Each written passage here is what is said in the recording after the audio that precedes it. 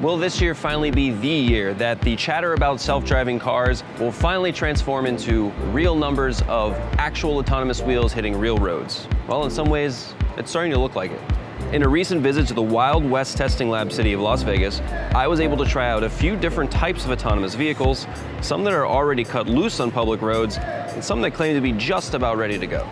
Now, if you close your eyes and imagine a self-driving car, what you'll probably picture is something like the steering wheel-less Autonom cab by Navia.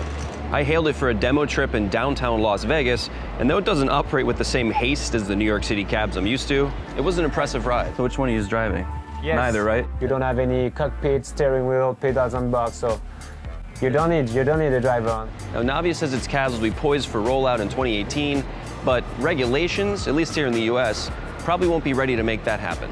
The challenge now that cities face is how do we evolve our policy and evolve our streets as quickly as this technology is changing. Now, to that point, during my Autonom driverless cab demo, local laws required that a driver be present for safety. In this case, he was holding onto a video game controller to take over in the event of an emergency. Similar regulatory restraints were also put into place on the self-driving Lyft rideshare that took me up and down the Las Vegas Strip.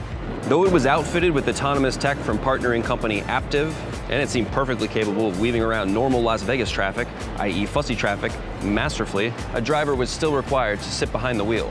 Even though I think it provided a more natural ride than the Navia cab, Lyft and Aptiv are saying that they don't expect a real rollout of their self-driving cars for a couple of years yet. Because the whole business model of driverless rideshare is probably gonna have to wait for the driverless part to be legal first.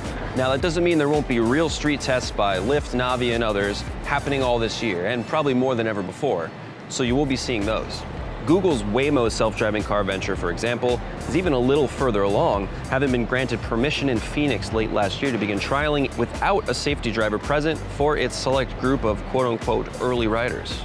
These small-scale deployments that interact with real people are essential. 50 or 60 companies now have licenses to operate in California, for example, and that number is going to continue to grow. But beyond all that wonky demo-y stuff, there's one more place you'll be seeing more self-driving cars on real roads in 2018, highways.